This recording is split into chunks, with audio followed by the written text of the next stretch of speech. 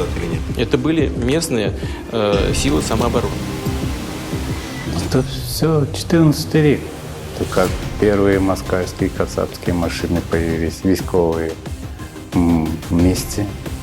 Тоже стало ясно, что это все. Так они не уйдут.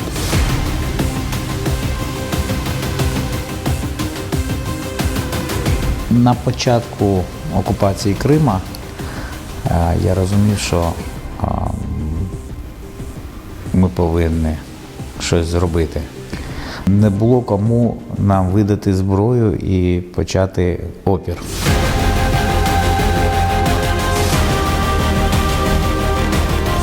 Коли пішов на війну, спочатку я був такий екзотичний фрукт. Что такое, там, знаете, там, Вильдар, там, какой-то с непонятным именем, с труднопроизносимой фамилией, там, с каким-то непонятным там, позывным, а он еще и из Крыма.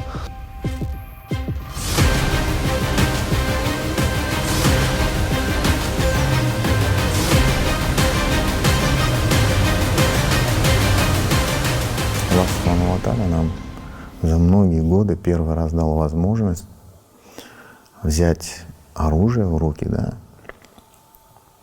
и вернуться домой как победители. Кримські аскери.